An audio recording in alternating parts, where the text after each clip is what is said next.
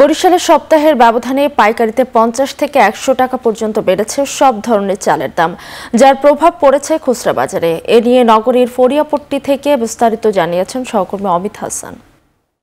বরিশালে বেড়েছে প্রায় সব ধরনের চালের দাম। বিশেষ করে গত ২ সপ্তাহে প্রায় ২ ধাপে ৫০ থেকে ১০০ টাকা পর্যন্ত বেড়েছে প্রকারভেদে বেশিরভাগ চালের দাম। এবং বরিশালের এই ফরিয়াপট্টি এলাকায় মূলত বেশিরভাগ পাইকারি চালের বাজারগুলো রয়েছে, যেখান থেকে বরিশালের স্থানীয় পর্যায়ের এবং বরিশালের যে খুচরা বাজারগুলো রয়েছে সেখানে চাল সরবরাহ হয়ে থাকে। এবং ব্যবসায়ীরা যেটা বলছেন কিংবা আড়তদাররা যেটা বলছেন যে বরিশালের বাজারে চালের দামটি আসলে বাড়ার কারণ যে ওই সব জায়গা থেকে মিল মালিকরা দামটি বাড়িয়ে দিয়েছে, যার কারণে বরিশালের বাজারে কিছুটা দাম বেড়েছে চালের। এবং এই যে পাইকারি বাজারে চালের দাম বেড়েছে, এই প্রভাবটি কিন্তু খুচরা বাজারেও পড়েছে। খুচরা বাজারে যারা বিক্রি করছেন তারা কিন্তু এখানের থেকে ৩-৪ টাকা বেশি দামে সেখানে বিক্রি করছেন এবং তারা বলছেন যে তাদের যেরকম কিনতে হচ্ছে সেরকমই তারা বিক্রি করছে। এর ফলে যারা ভোগান্তিতে পড়ছেন তারা কিন্তু মূলত ক্রেতা, এবং ক্রেতাদের কিন্তু প্রতিনিয়তই বেশি দামে এই চালগুলো কিনে খেতে হচ্ছে, যার কারণে কিছুটা বিপাকে পড়ছেন তারা। এবং তারা বলছেন যে দ্রুত সময়ের মধ্যে এই চালের দামটি সহনীয় পর্যায়ে আনা গেলে তাদের জন্য আসলে কেনাকাটা করতে সুবিধা হবে। এবং মিল মালিকদের